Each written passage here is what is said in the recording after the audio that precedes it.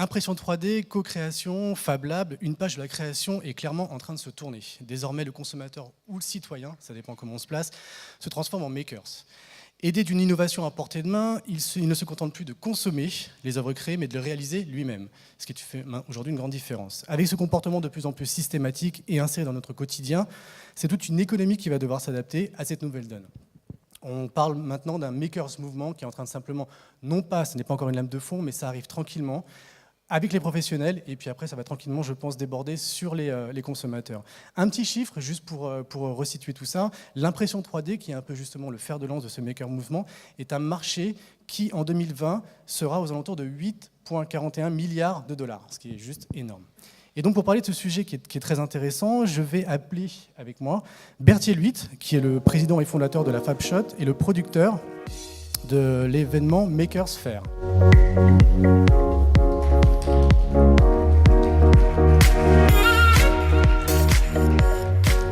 Eric Seuillet, le CEO Creative Cluster et de Discovery Innovation Lab. Geoffrey Dorn, le CEO de l'agence Human and Design, designer, chercheur et hacker aussi à 16h. Et Florent Cailly, le CEO de Shapeslice, une entité qui scanne, modélise et imprime en 3D des projets. Je vais me mettre à côté de vous quand même, ça va être plus sympa. Donc merci à vous d'être là, déjà dans un premier temps. J'ai une première question qui s'adresse un peu à vous quatre. On parle d'un véritable phénomène de société, non pas forcément d'une révolution technologique, parce que les technologies sont déjà là, mais est-ce qu'on est vraiment à l'orée d'une nouvelle économie qui va radicalement changer notre mode de consommation? Qui veut prendre la parole? Eric Seuillet, en premier. La question est intéressante parce qu'effectivement, je crois que ce mouvement de co-création n'est pas si nouveau que ça. Il y a un certain nombre d'exemples qui remontent même au début du siècle dernier, qui montrent que déjà les usagers, les consommateurs étaient associés dans des démarches de co-création.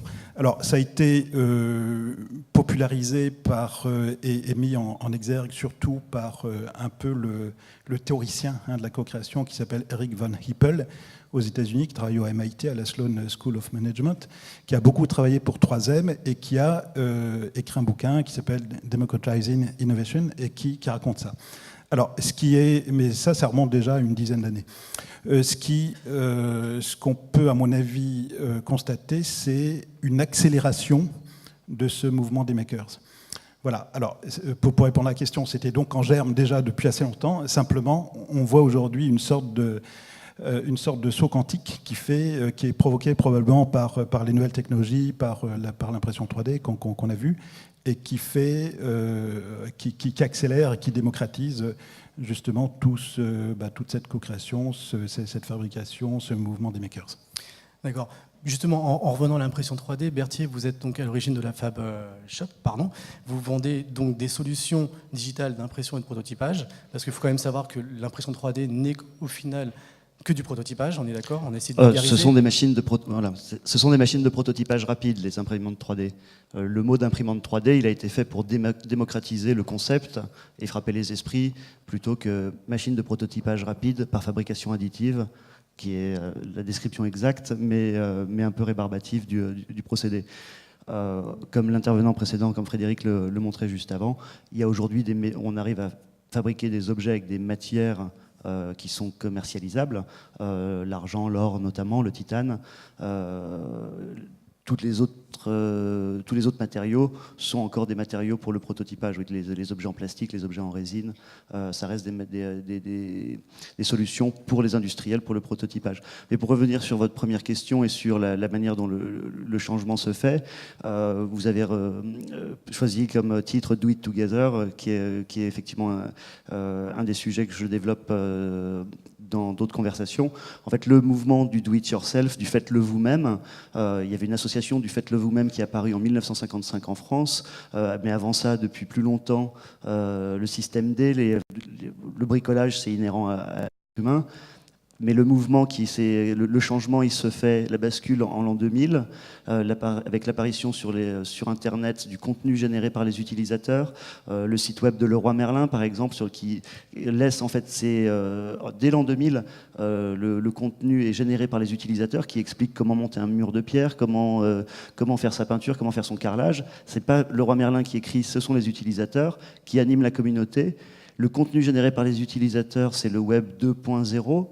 Et le Maker Movement, il est identifié en 2004 par l'inventeur du terme du Web 2.0, Dale Dougherty, qui formule le Maker Movement et qui observe qu'on est passé effectivement du do it yourself au do it together.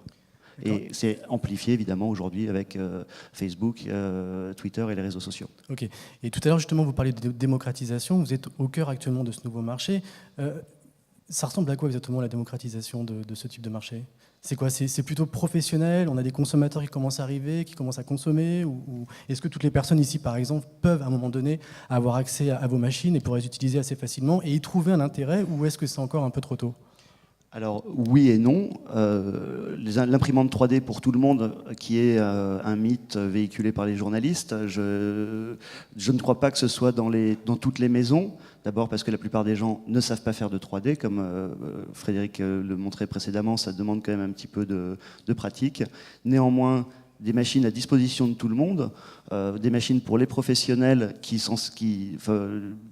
qui ont des applications pour le grand public, évidemment, mais pour le grand public, bientôt, des espaces de proximité. En fait, moi, je crois à un modèle où des machines seront dans votre quartier, à proximité de chez vous, et où vous pourrez fabriquer localement, près de chez vous, les objets dont vous avez besoin, le matériel dont vous avez besoin pour répondre à toutes les problématiques, qu'elles soient sociales, environnementales, économiques, tout ce dont vous aurez besoin, vous pourrez le faire à proximité de chez vous, dans des ateliers ultra connectés, ultra équipés. Ok. Florent, au travers de Shapely, justement, vous scannez, modélisez et imprimez en 3D des objets. Vous avez justement cette possibilité de pouvoir toucher le consommateur lambda, ou justement, comme Berthier, ça reste quelque chose de difficile aujourd'hui ? On ne le touche pas en direct. On va faire des applications qu'on va développer avec des marques qui elles-mêmes vont mettre sur le marché. Pour toucher... alors, une des méthodes, ça serait de mettre des applications en ligne où on peut dessiner son objet et l'imprimer. Mais ça, c'est pas notre métier. Nous, on va essayer de faire des choses complexes par impression 3D avec différents process de finition. Donc, vraiment arriver à des produits finis, vraiment aboutis. Donc, on aime bien pousser l'impression 3D dans ses retranchements et utiliser d'autres techniques de finition pour finalement que le produit qu'on reçoive, on ne se rende pas compte que ça soit de l'impression 3D. Il se termine sur le marché, ça peut être... on travaille beaucoup avec des artistes, donc on va faire des œuvres d'art. On va travailler avec des agences de communication qui vont, par exemple, la dernière application qu'on a faite pour BMW, donc on avait des dessins d'enfants qui ont été faits en boutique, donc c'est une expérience consommateur, un concours. Et les 15 gagnants de ce concours de dessin, on a pris les dessins, on les a modélisés, on les a imprimés, on les a finis avec une artiste au crayon pour donner cet aspect dessin. Donc les enfants se retrouvent avec leur leur jouet dessiné en fonctionnel, donc physique. Donc une voiture qui est avec les portes qui s'ouvrent et qui roule. Voilà. D'accord, donc justement, vous parlez de projet artistique. Geoffrey, vous êtes designer. Quel est l'intérêt pour vous de pouvoir utiliser ce type de machine ? À mon sens, il y a d'une part le fait de pouvoir prototyper, ça c'est hyper important. La question que je soulèverais aussi, c'est demain, voilà, je donne une imprimante 3D à tout le monde. Qu'est-ce que vous allez créer ? Qu'est-ce que vous allez prototyper ? Qu'est-ce que vous allez fabriquer ? Et à mon sens, justement, ça se passe d'abord dans la tête. Pouvoir imaginer qu'on est capable de concevoir quelque chose plutôt que de l'acheter, plutôt que de le trouver en magasin, etc. Il faut qu'on puisse se dire, ça, je suis capable de le faire moi-même. Je suis capable de l'adapter à mon besoin. Et pour le prototypage, que ce soit artistique ou que ce soit pour le grand public, ça se passe d'abord dans la tête. Et en effet, on peut commencer soit à être autonome, soit à co-construire des choses. Donc ça, pour tout ce qui est au niveau de la question du design, parce que le design, ça n'existe pas tout seul. Le design, c'est transversal. Ça travaille avec des industriels, on travaille avec des entrepreneurs, on travaille avec beaucoup de gens à chaque fois.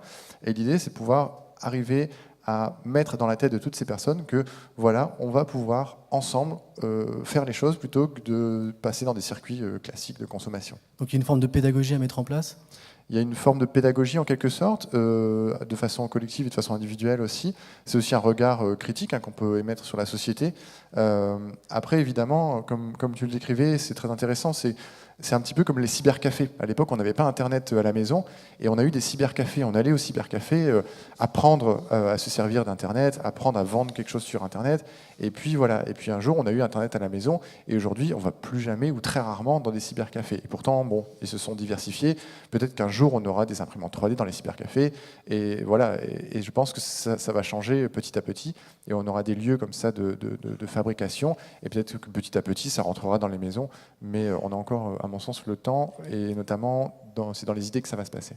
Bah oui, voilà, le frein principal, c'est évidemment la formation et l'éducation à ces technologies.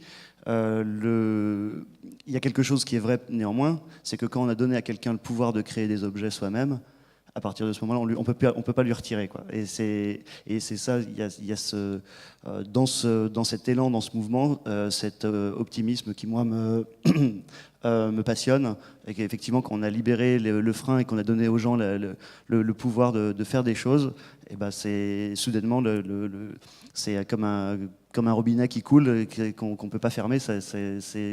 La création déborde et souvent surprenante. Comme l'accès à la communication grâce à Internet et comme l'accès au savoir aussi grâce à Internet. Et aujourd'hui, on a du mal à concevoir qu'on ne peut pas savoir. C'est super compliqué. Tout à coup, on dit non, ça, vous n'avez pas le droit de le savoir. Aujourd'hui, avec Wikileaks, ce genre de choses, voilà, on a le droit de savoir. C'est devenu, comme tu dis, un robinet. Et si on a le droit de créer, ben on va créer et on peut le faire. Alors justement, Eric, au travers du Discovery Innovation Lab, vous accompagnez ces professionnels, enfin d'ailleurs vous le faites tous, je me focus sur lui, vous accompagnez ces professionnels dans les premiers pas. Quelles sont les premières recommandations que vous portez et à quoi ça ressemble exactement une formation aujourd'hui dans ce type de domaine ? Alors, juste un mot peut-être pour présenter le Discovery Innovation Lab. C'est en fait un dispositif d'accompagnement à l'innovation qui travaille avec des professionnels, enfin des grandes entreprises, des porteurs de projets innovants, que ce soit des startups, des PME, voire même des institutions publiques ou autres. L'idée, c'est d'aider ces porteurs de projets innovants à passer du concept au marché. Et pour faire ça, on passe par deux choses qui sont importantes. Premièrement, c'est le prototypage de ces concepts pour les rendre tangibles. Et ça, c'est un point essentiel. Et c'est là où les Fab Labs sont importants parce que ça permet de prototyper de façon rapide. Mais il ne faut pas oublier qu'il y a un autre aspect qui, à mes yeux, est vraiment essentiel, c'est l'aspect expérimentation. Donc là, une fois qu'on a ce prototype, ce démonstrateur, enfin peu importe le terme, ça peut être une maquette numérique, on met ça entre les mains des futurs usagers de façon à ce qu'ils puissent co-créer. Donc le deal, pour nous, c'est un dispositif, c'est à la fois un Fab Lab, c'est un Living Lab. On est adossé à un dispositif qui s'appelle Creative Valley, qui est un hub d'innovation qui est situé au Kremlin-Bicêtre, qui est en train de se répliquer d'ailleurs dans d'autres endroits. Et en fait, ce qu'on dit, c'est que tous ces dispositifs d'accompagnement à la création, les incubateurs, les accélérateurs, les tech shops, les Fab Labs, ça pousse comme des champignons à l'automne. Mais ce qui me paraît important, c'est qu'on puisse en faire une sorte de spirale vertueuse en intégrant ces différentes briques. Voilà, de façon à pouvoir avoir un dispositif le plus complet possible. L'autre élément, c'est d'avoir accès aussi à des ressources. En l'occurrence, pour nous, c'est des écoles, c'est notamment l'école Epitech, qui est partenaire du deal, aux côtés de Creative Valley. D'accord, et on en parlait tout à l'heure, justement, on disait que le marché français est loin d'être en retard, parce qu'on n'arrête pas de dire que la France est toujours en retard, mais c'est loin d'être le cas. Ça représente quoi aujourd'hui le marché des Fab Labs, de l'imprimante 3D en France, et par rapport justement au marché mondial ? Alors, je ne sais pas si c'est clair pour tout le monde ce que c'est qu'un Fab Lab, mais donc les Fab Labs, ce sont des laboratoires de fabrication nés au MIT et qui se sont effectivement dupliqués. C'est un modèle qu'on peut répliquer c'est un modèle ouvert qu'on peut copier partout. Ça s'installait essentiellement dans les écoles et dans les librairies et dans les bibliothèques. notamment aux États-Unis. Mais en France, on a quasiment autant de Fab Labs qu'aux États-Unis, officiels, qui adoptent cette charte du MIT, et encore plus dans les entreprises. Nous, on est fournisseurs de solutions clés en main pour les entreprises, les administrations, les institutions de Fab Labs. Et on a évidemment on a plus de clients en entreprise que de Fab Lab en université aujourd'hui. Alors quel intérêt justement pour l'entreprise aujourd'hui de mettre au point son Fab Lab ? Eh ben, de libérer la créativité. L'intérêt de ces machines, c'est que le privilège de l'innovation, du prototypage, de la création échappe au département de design et de création qui est en charge de ça. Et soudainement, les ressources humaines, le marketing, la logistique, tout le monde peut aller, je pense chez Renault au Creative Lab, tous les employés de Renault peuvent y avoir accès, et soudainement, je ne sais pas, à la logistique, cet employé qui est là depuis 15 ans et qui dit depuis 15 ans, bah, si je pouvais avoir cet outil, je gagnerais du temps et je ferais mieux mon boulot, bah, soudainement, au Creative Lab, il a accès à des machines, il peut prototyper, il peut essayer, il peut se tromper, il peut avoir des conseils. Et soudainement, eh bien, éventuellement, il peut améliorer son poste de travail ou il peut créer une innovation qu'éventuellement le groupe, dont le groupe bénéficiera, c'est ce qu'on appelle l'intrapreneuriat. Et c'est ça ce qui est intéressant avec tous ces outils, c'est que le privilège de l'innovation échappe à ceux qui en avaient la charge. D'accord. Alors c'est très intéressant parce que vous me disiez aussi tout à l'heure qu'il faut malheureusement marketer le Fab Lab, ou heureusement, c'est pas un problème, et que vous, ça ressemble un peu à une formule de gymnase club. Oui, alors nous, en fait, l'année dernière, Fleur Pellerin a fait un appel à projet pour ouvrir des Fab Labs en France. Il y a eu 154 dossiers déposés dans toute la France, donc ça donne aussi une mesure de l'élan national, de l'intérêt de tout le pays sur ce sujet. Il y a eu 14 lauréats. 2 projets à Paris ont été primés. Le projet de l'usine, qui ouvrira dans le 13e à la rentrée, et notre projet qu'on appelle le Fab Club, et dont le modèle économique est celui d'un gymnase club, où au lieu d'avoir des machines pour faire de l'exercice, vous aurez des machines pour prototyper, des logiciels pour concevoir, et des établis pour fabriquer. D'accord. Florent, comment ça se passe avec vous êtes en lien, vous, directement avec les services marketing de certaines entreprises. Est-ce que les études marketing, par exemple, depuis un petit bout de temps, se servent énormément du prototypage? Est-ce que ça continue? C'est quelque chose qui s'amplifie ou pas? Alors, aujourd'hui, ça fait donc tout juste un an qu'on a été créé, nous, chez Plyce. On a commencé Futur en scène l'année dernière. Et oui, on a remarqué que depuis, c'est vrai que ça s'amplifie, notamment les campagnes sociales. Il y a plusieurs applications. Après,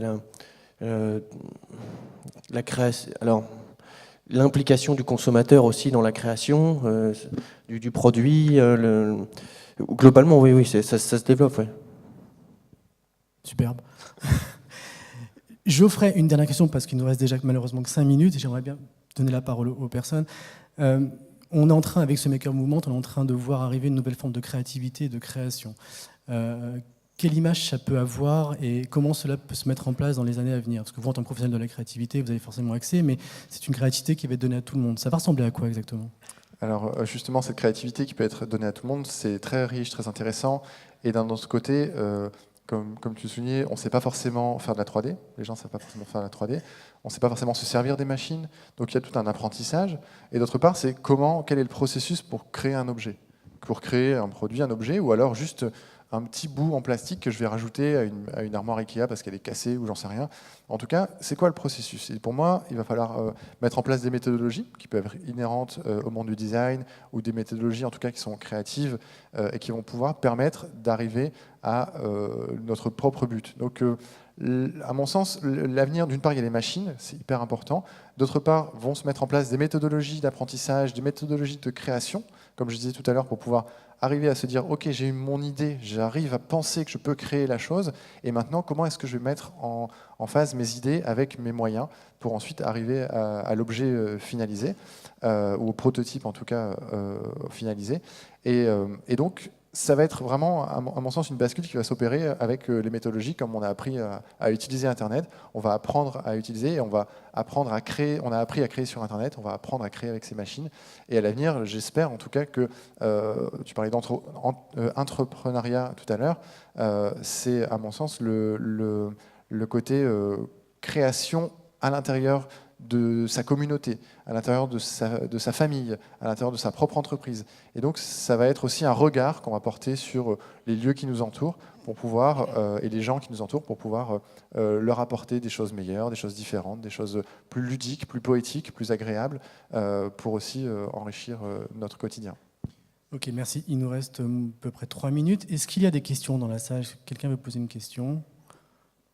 Dites-moi oui, ça me ferait plaisir. Non, personne, même pas une. Moi, j'en ai une quand même. Quels sont aujourd'hui les secteurs industriels, enfin, hormis l'aéronautique et tous ces secteurs technologiques, qui sont le plus impliqués? Est-ce que le luxe, par exemple, est un secteur qui s'intéresse de près à l'impression 3D? Oui, bien sûr. En fait, nous, 75% de nos clients, ce sont des professionnels, 25% la recherche et l'éducation.